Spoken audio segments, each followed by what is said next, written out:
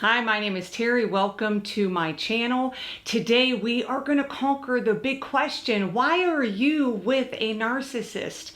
There's lots of videos out there talking about who's a narcissist and why they're a narcissist, but my question is, why are you with the narcissist? If you don't know why, or you never asked that question, stick around and hear my top 3 reasons why you may be in a narcissistic relationship.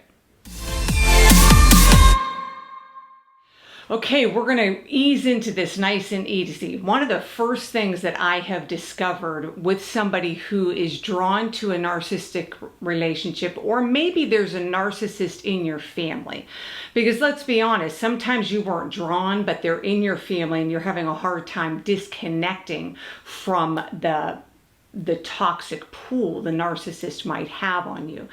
I talk a lot about Enneagrams and personality test and the spiritual gift test as servants, or maybe the Enneagram 2. You will possibly find it difficult to withstand the gravitational pull towards the narcissist needs, because 2s find their identity in what they do for people, not who they are. So what has innocently happened in gradually helping the narcissist has turned into putting water into a bucket with a hole in it, and you cannot stop now, because it really is turned into be about you as well, because you need to solve this problem. If you can't make this better for them, then this speaks to them there being something wrong with you. This is a very common, it kind of starts out as like not that big of a deal, or it's a good problem to have, but when servants and when 2s don't keep that passion in check, they find themselves caring for that person more than they care for themselves.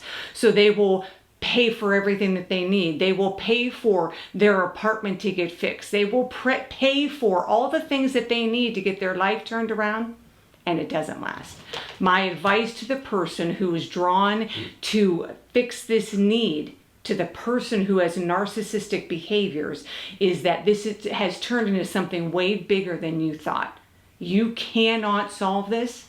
You need to walk away. This has nothing to do with you, but it's become all about you just as much. This is your number 2 gift. This is your servant gift, being out of balance. You need to walk away from this narcissistic behavior. Set some boundaries. Do the things that you need to do to safeguard yourself. Give more than the person cares to receive. Okay, number 2. This is a little bit more of a bigger one, and really you can have one of these things, all of these things, but I have to be honest with you, it's been tried and true. When I'm with a client and they're in a narcissistic relationship, I can undoubtedly say to them, well, you need to tell me your story. And I pretty much know how it's going to go. One of the biggest ways is that you have lost your voice. Somewhere along the line, you have believed the lie that nobody listens to you. Maybe they don't. And that you have nothing of value to say. Let me backtrack and say where I think there's a good chance you lost this has been way before this narcissist. There was another narcissist that abused you, took from you without you giving, okay? And that's an abusive relationship, whether it's sexual, physical, whatever the case may be. You've experienced a narcissist before this one that probably told you something like, if you tell anybody, no one will believe you. You can't tell anybody. They would never believe you over me, and on and on and on and on it goes. You have probably lost your voice through the first narcissist you encountered, which is drawing you to this narcissist. Narcissists fuel on somebody who doesn't have their own thought, doesn't have their own opinion, doesn't have their own voice, so that they can be the one speaking, and it internally echoes around in your head, because you end up making their thoughts your thoughts, because somewhere along the line you have laid down your authentic voice. You can get it back, and you need to get it back, because you can walk away from this narcissist, but you're going to find another one, because it is hardwired in you to want the person who has the stronger voice so that you have a thought, because you have died to having your own original thought, your own original voice. This is a heartbreaking place to be. I have experienced this countless times with my clients. It is time to get your voice back. Look, you may say that's not me. And maybe nothing really traumatic has happened to you. But I can tell you physically, there are manifestations in the body for some people who have lost their voice, can end up having esophagus issues, throat issues, shoulder issues, because it's all connected to this space of your body, thyroid issues. The body actually begins to manifest the holding in and the gripping, the idea that you do not have an authentic voice. You have no right to speak, and it's obviously all connected to shame. Again, for the sake of this video and the length, I am just highlighting that the bigger question you should be asking yourself is, wait, how did I even get here? We need to address that. Stop focusing on them and let's focus on you. This belief that you have no value in your voice and what you have to say does not hold any weight is playing a big part in the reason why you have been drawn to a narcissist.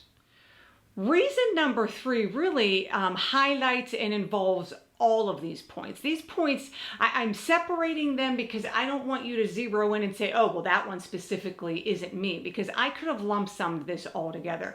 And it all boils down to this. You have no self-value. It's somewhere along the line you turned your self-worth over to somebody else. They took it, they stole it, whatever the case may be.